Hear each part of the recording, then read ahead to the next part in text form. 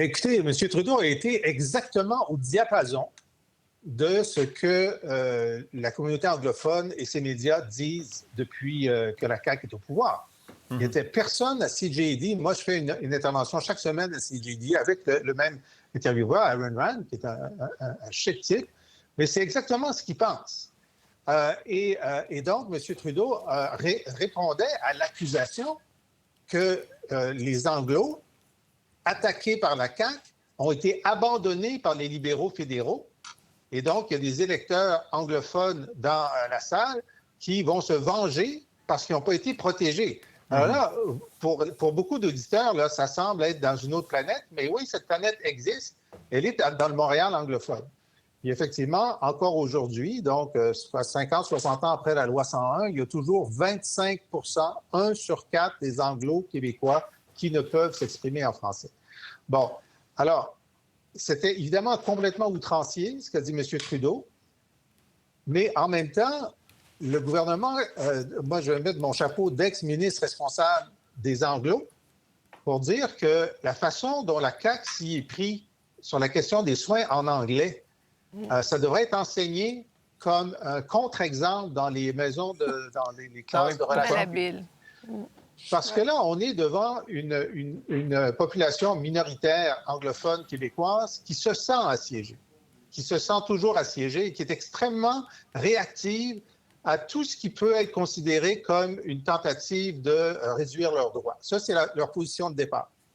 Et là, il y a une directive, vous en avez cité une partie, mais l'autre partie dit que pour avoir des soins en anglais, soit il faut montrer son certificat qu'on est un anglo historique parce qu'on est allé à l'école française, ou bien le demander, ou bien sur demande. Ben, si c'est sur demande, pourquoi est-ce que vous mettez que ça prend le certificat? OK? C'est que là, les Anglo ont dit, ah, on sait bien.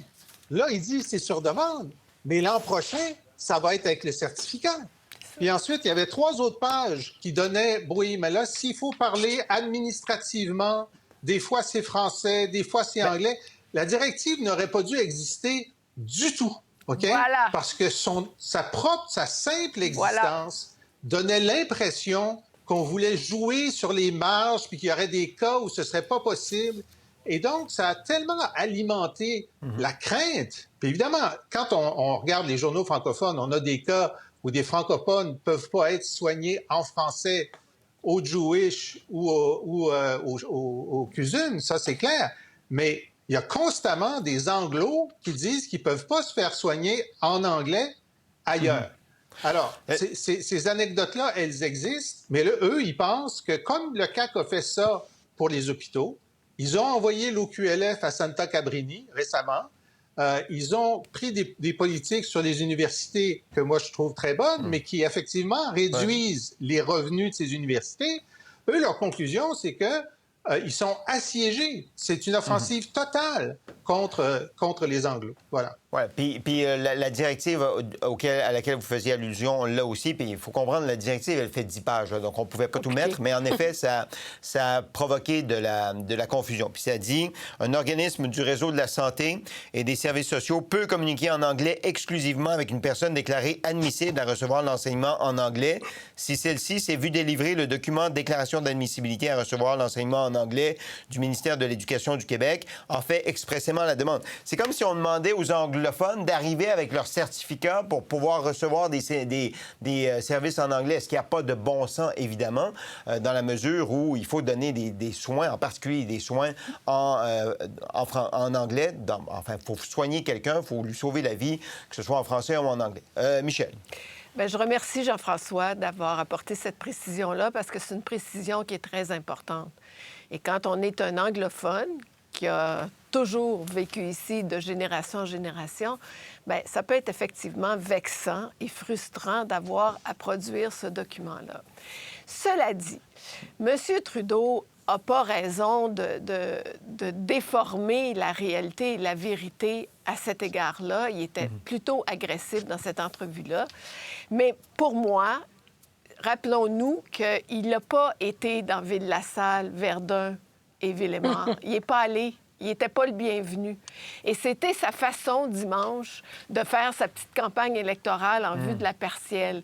Parce qu'il s'est adressé à la base électorale, anglophone, libérale, en disant, même si je ne suis pas allé vous voir dans votre circonscription, je suis là pour vous défendre. Et il a poussé la note un peu fort parce qu'il y avait de la désinformation dans la façon dont il l'a exprimé. Mais c'était en vue de l'élection partielle d'aujourd'hui.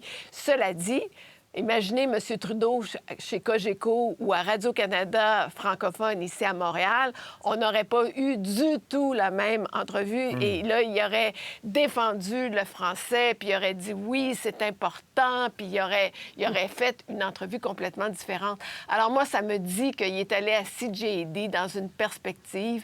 Et je le répète, selon... Oui, mais en disant des faussetés... Mais non, mais c'est là l'erreur. C'est là l'erreur, Ouais. Sébastien. Il n'y avait pas à faire ça. Il en a mis trop. Et c'est pas correct de faire ça. On peut pas se permettre de déformer la vérité et la réalité par rapport à ça.